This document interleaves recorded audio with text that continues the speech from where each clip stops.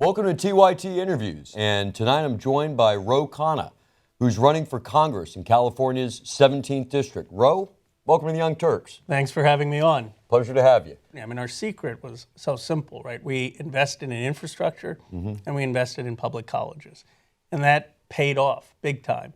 And we're not making those simple investments now. And the question is why aren't we doing the things that the rest of the world is copying as a state and as a country? We basically had free markets where we believed also in strategic investment in infrastructure and education and giving people a shot in helping industry and basic research and development in universities. And the platform sounds so cliched because that's what built America, but yet we're straying. There has to be a recognition with those who have succeeded that, look, no one is saying that you're evil or you're causing harm, but you have benefited from the same trends that are creating dislocations.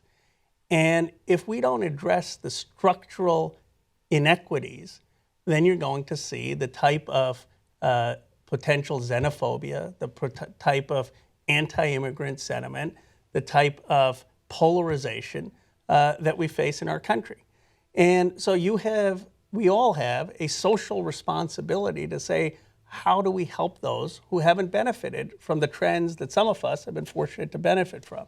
And that's what this presidential debate ought to be about, because the reality is we're in a very competitive environment. We're in a world where we're competing with machines and competing with other countries. And how the obligation, my aspiration is for Silicon Valley to say, not, okay, what's good for Google or Facebook or Apple, but we have been such privileged beneficiaries of these trends. What is now our obligation to make sure that other people have some of these opportunities and some of the things that we've had? And that debate in a bipartisan basis, because if you care about American competitiveness and you care about American greatness, you ought to care about making sure people are adjusting to that structural change.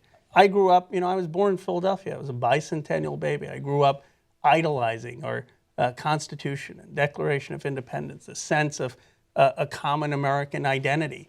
And it seems like that is going to be the challenge for our generation. What is that common American identity going to look like? Which is respectful, inclusive, diverse for faith, but still have some common American bond. And I think that we're struggling with that because we've had such dramatic social change. So there's this story that all of us have, most of us have, of some form of immigration that drove us here, where we weren't part of the in-group, we weren't part of the successful group, and yet through sheer grit, hard work, resilience, we did that. It was the European story, and now it's becoming the universal story. And if that becomes America in the 21st century, and we figure out how to get the public debate right, and we figure out the economic transition, then we're probably going to create a society and a nation that has been unprecedented in human history. And that's American exceptionalism, right? That's the American greatness. That's the Athens of the world. That's our legacy to the world.